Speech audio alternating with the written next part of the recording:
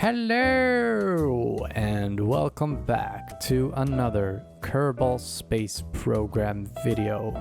And today we are back with the Swedish space spiders. And now, as you can see on the screen, we are in the space plane hangar, and we are gonna try to build a rover here. That's not gonna have a Science Junior. I was thinking of having the Science Junior first, but then I changed my mind. The Science Junior, of course, it gives you a lot of science, but it doesn't really fit in on small rovers like this. And the reason why I decided to do a rover instead of just like a lander of some sort is in general because I think rovers are way more fun.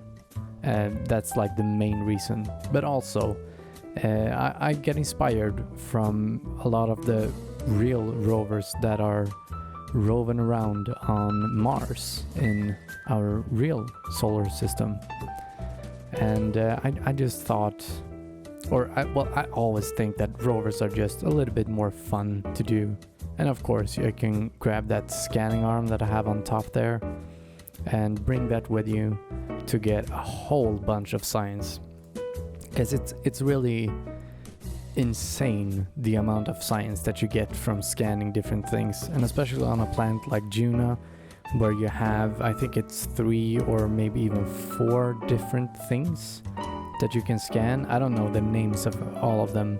I know there's like some small round rocks, I don't know what they're called, and then there's like a Duna rock or something like that.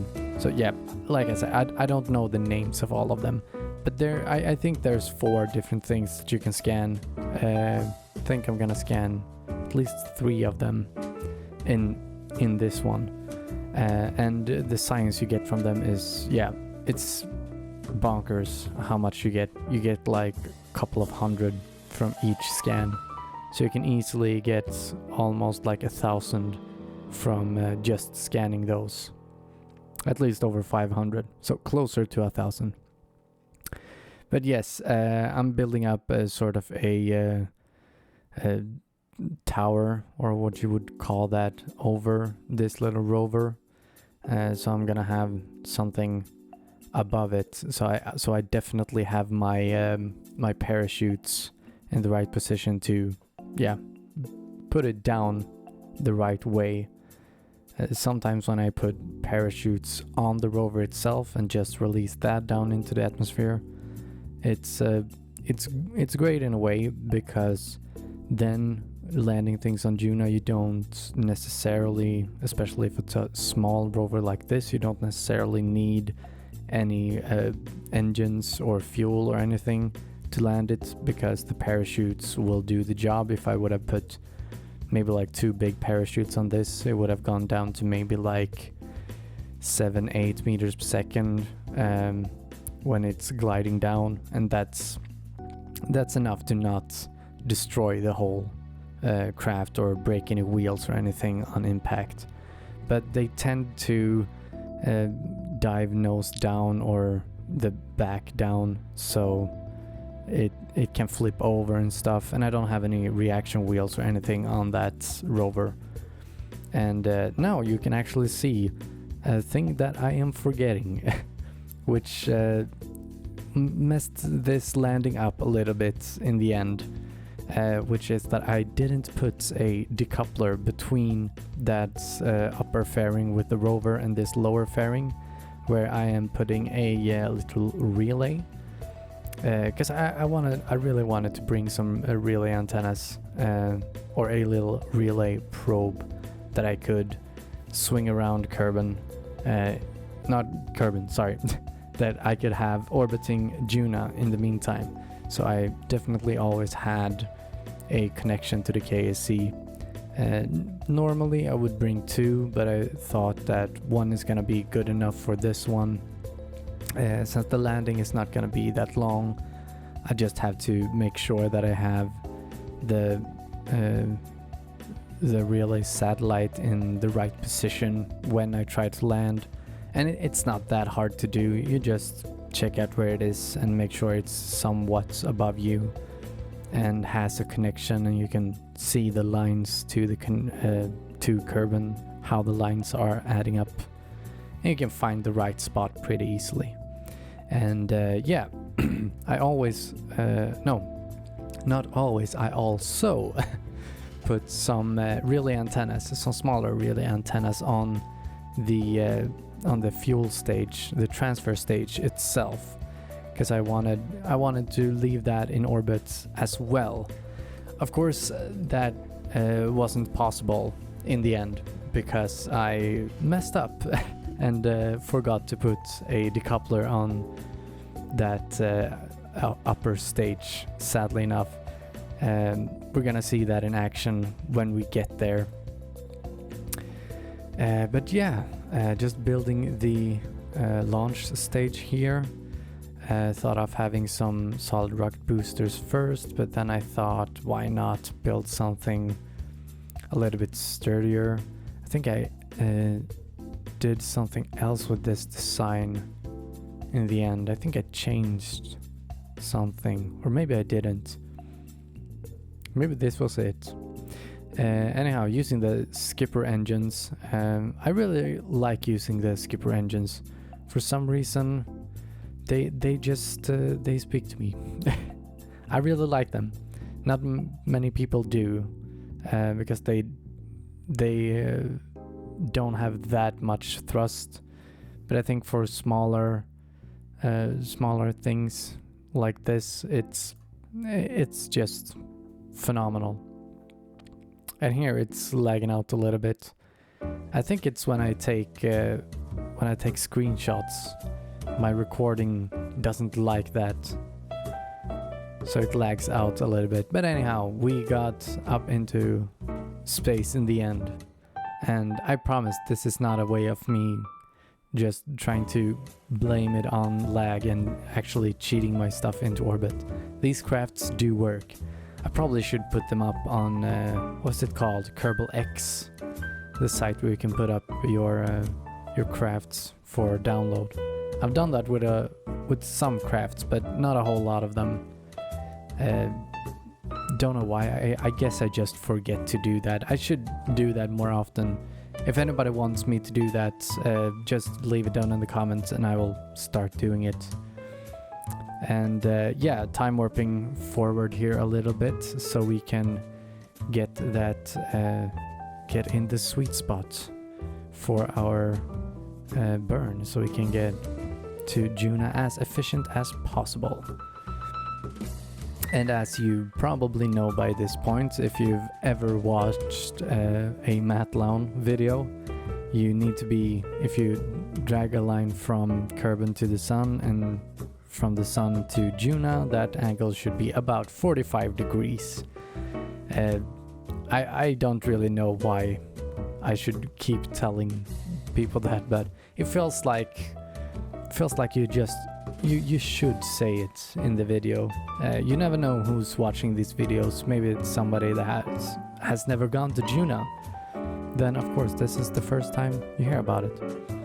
And getting a mid-course correction here of just, what is it, 5.3 meters per second, a really small burn. You almost never have to do any large burns, any large mid-course corrections while going to Duna. I think Duna and Kerbin they're not exactly on the same plane, but they're very close at least. Although when you're going to something else, like maybe going to Dress or Elu, then you either have to launch in the right at the right angle, or you can change the angle in a mid-course correction, and those burns are quite big. They can be something like 500 to 1,000 meters per second sometimes.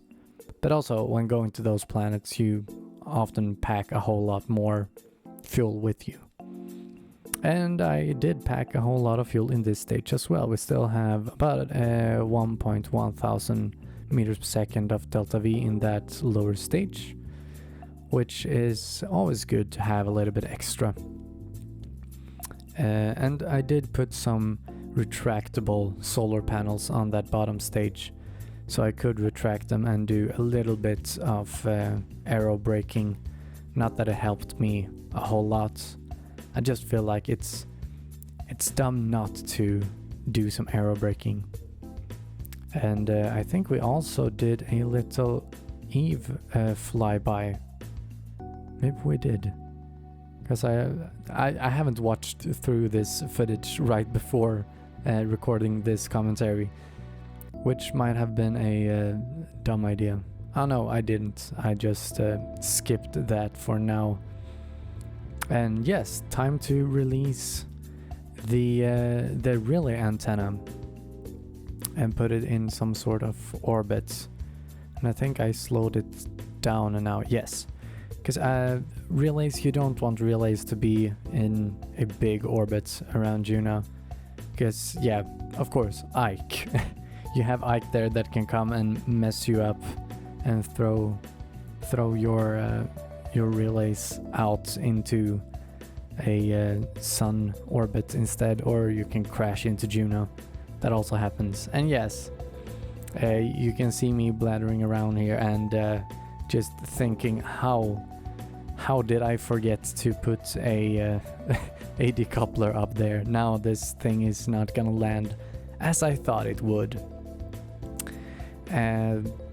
But I mean, why send it back or do or just crash it and try it over? Why not just try and land it anyways? That's what we would do in real life, probably. Or well, probably in real life this kind of thing wouldn't happen at all, hopefully. But now it did happen here, and yeah, like I said, the landing didn't go as planned, but we are gonna be able to land. And yeah, going through the atmosphere now, open up those drogue chutes and the parachutes.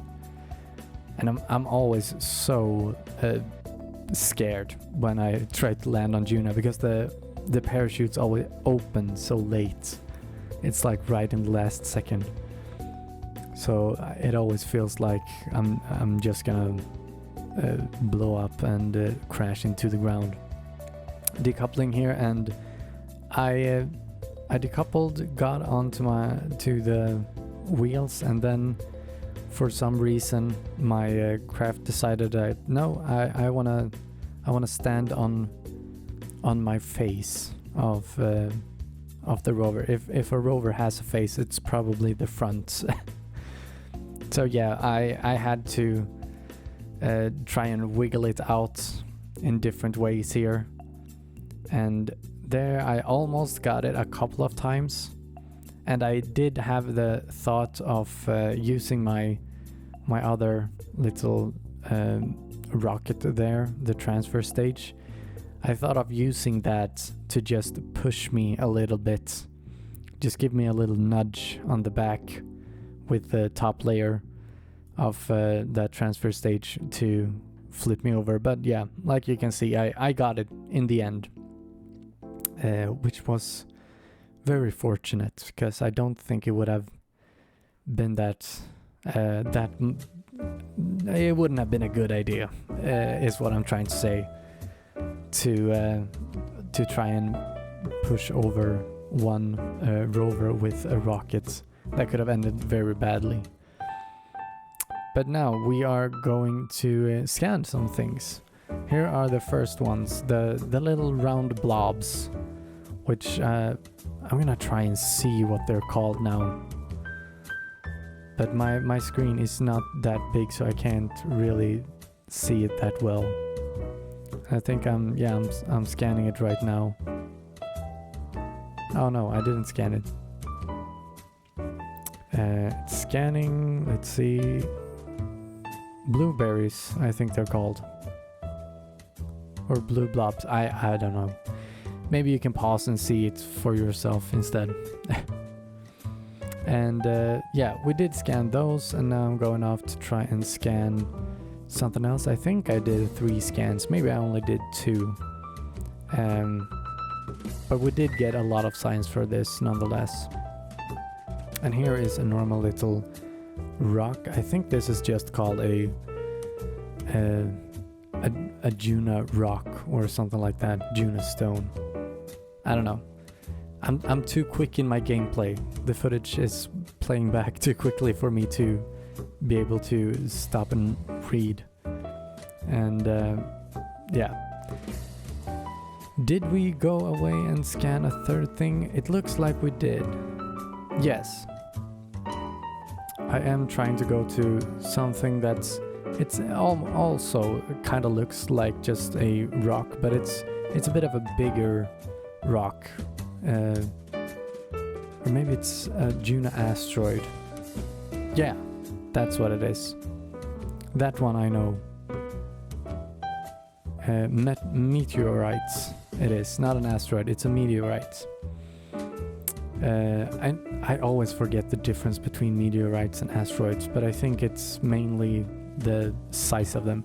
Anyhow, now we're back at the Kerbal Space Center, unlocking some things so we can go further next time. And next time we are going to Eve.